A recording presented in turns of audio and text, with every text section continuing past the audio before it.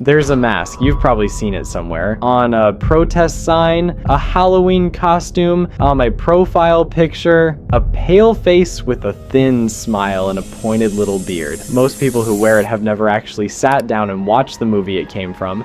And that's kind of strange because the movie has one of the most quoted lines. In modern film, an idea can survive a bullet even if the person holding it can't. That's the whole engine of V for Vendetta, and once you understand where that idea came from, the film hits very differently. Go back 400 years to England 1605. A group of men led by a nobleman named Robert Catesby had enough of King James and the way the country was being run. Their plan was extreme.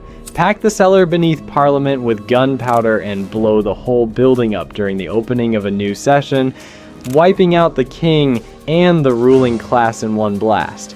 The man they trusted to actually handle the explosives was a soldier named Guy Fawkes, chosen because he understood tunnels and gunpowder better than anyone else in the group. The point was never really the explosion itself. It was the message. A spark meant to wake people up, but someone in the group got nervous, warned a relative to stay away from Parliament that day, and the whole plot unraveled.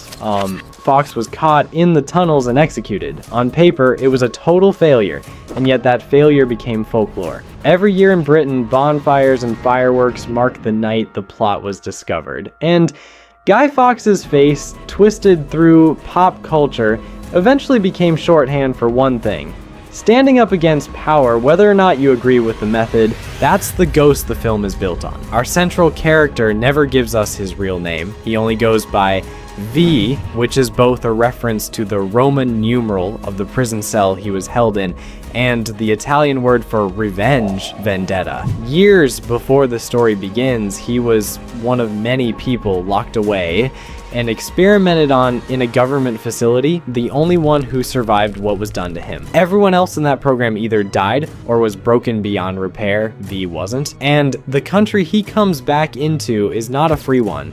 It's a surveillance state where curfews are law, dissent gets you disappeared, and the government controls exactly what people are allowed to see. And here, we meet Evey Hammond on one of the worst nights of her life. Her parents had been outspoken against the regime years earlier, and the state made them pay for it. A wound she's been quietly carrying ever since, which is why she moves through the world so carefully, so afraid to be noticed. The night the curfew catches her outside, two government enforcers corner her on the street, and she does something very telling. She pleads with them, apologizes, promises to just go home and disappear. Then V steps out of the shadows, takes the men down, and offers her his hand. Her first instinct isn't gratitude, it's fear.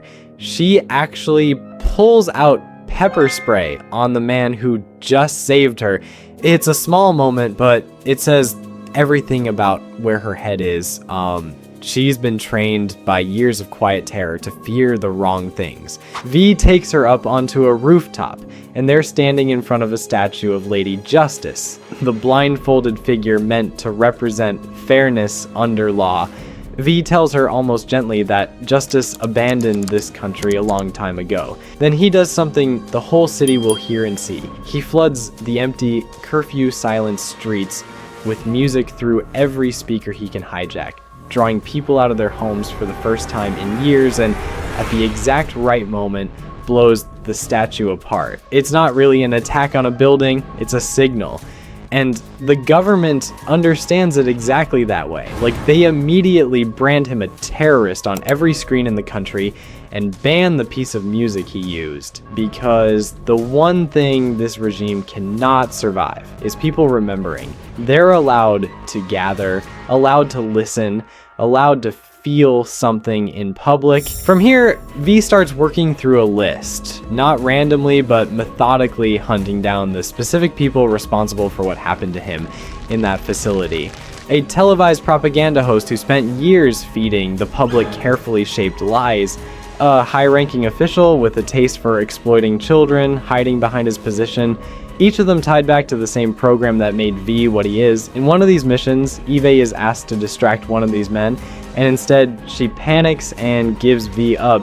A betrayal she immediately has to live with, because right afterwards she watches V calmly finish what he came to do anyway. What follows is where the film stops being about revenge and starts being about her. Evey runs to the one person she still trusts, a television host named Gordon Deitrich, who's been risking everything by mocking the regime on air. It doesn't take long before the state catches up to him too, and the raid on his home is staged almost identically to the night years earlier when Evey's own family was taken. Same fear, same instinct to hide under a bed, same helplessness. The film is drawing a straight line. Every time Evey chooses fear over standing her ground, she loses someone else she loves, and that pattern isn't going to break itself. She's captured shortly after, thrown into a cell, her head is shaved, and she's interrogated relentlessly. There's exactly one way out being offered to her, and give up V's location. And this is where you watch her actually change in real time. The more they take from her, the less afraid she becomes, until she's finally told she'll be executed if she doesn't talk. And she chooses death over betrayal without hesitating. That's the moment she's told the truth. None of it was real. There was no government cell. It was V the entire time, putting her through a controlled version of his own suffering, not out of cruelty, but because he understood that the only way to burn fear out of someone is to make them face the very worst of it and come out the other side. It costs him her trust for a while, but it gives her exactly what she'd always wanted to become. Someone as unshakable as the parents she lost. And slowly, out in the city, that same shift starts happening to everyone else. People start chalking the V symbol onto walls. When a young girl is killed for doing exactly that, the anger in the streets stops being quiet. V shows Evey his final move. A train packed with explosives, sitting in a tunnel that runs straight under Parliament, ready to finish what Guy Fawkes started 400 years earlier. But he's changed too. He tells her the decision to send that train can't be his. If this is going to be a revolution, it has to belong to the people, not to one man working out his personal revenge. So he hands her the choice. Then he goes to finish his own business, like with the men who ran the program that made him.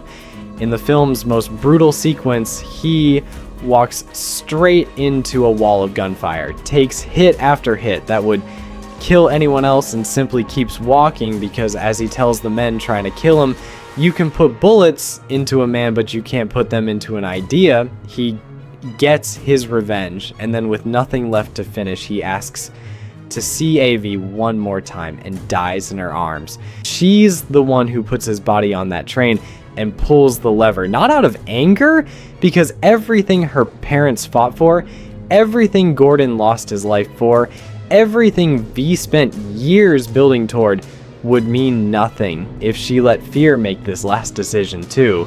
When Parliament finally comes down, the streets are packed with thousands of people in that same mask, including several characters we watched die earlier in the story, a reminder that they didn't die for nothing, they died for exactly this moment. What's strange is how far that ending has traveled outside the movie itself. You still see that mask show up at real protests, on real streets, worn by people who've never necessarily agreed with the film's politics, but who understood the core message anyway. An idea that people actually believe in is very hard to kill. Whether you walk away from this film thinking V was a hero or a terrorist honestly says more about you than it does about the movie. And that ambiguity is exactly why, close to 2 decades later, people are still putting on that mask. If you haven't seen it, or haven't watched it since you were a teenager, it holds up, and it's absolutely worth the 2 hours. There's an idea behind this video too, and hopefully it's one you'll want to hear again, so if it landed for you, subscribe, and I'll see you in the next one.